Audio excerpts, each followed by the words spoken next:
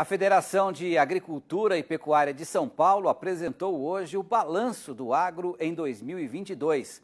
Apesar do Estado ter conseguido aumentar o valor bruto de produção, a safra de grãos e a receita de exportação, em relação ao ano passado, os produtores paulistas perderam rentabilidade diante dos elevados custos de produção. Acompanhe.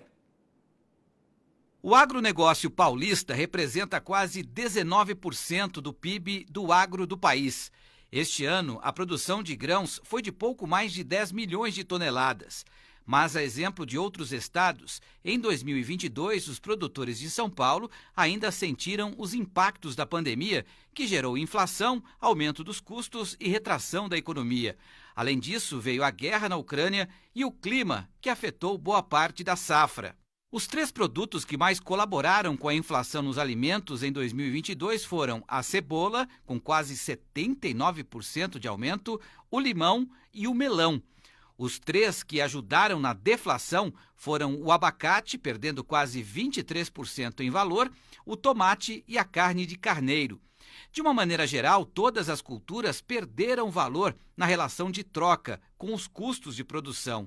Mas chama a atenção o caso do milho. Para dar um exemplo, no caso do milho, a gente precisava 26 sacos de milho para comprar uma tonelada de fertilizantes e agora a gente precisa de 40 sacos. Então isso mostra que o poder aquisitivo do produtor e a margem diminuiu. Outra cultura muito afetada em 2022 foi a cana-de-açúcar, que foi vítima de mudanças políticas. As reduções de tributação que a gente teve impactaram no setor, né?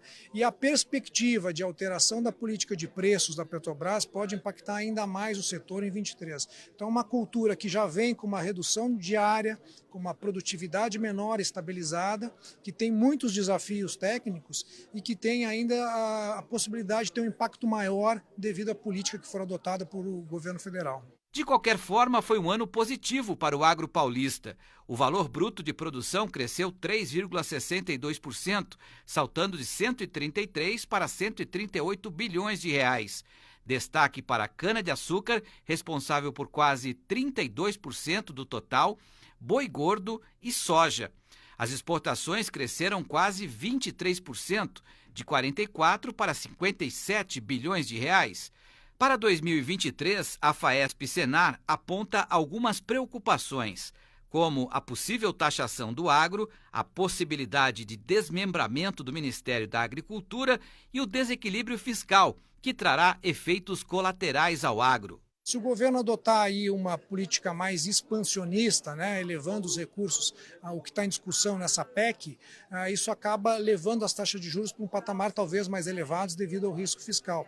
E taxas de juros mais elevadas implica também o crédito rural, né, e a disponibilização de recursos para importantes programas, como o programa de subvenção ao prêmio do seguro rural.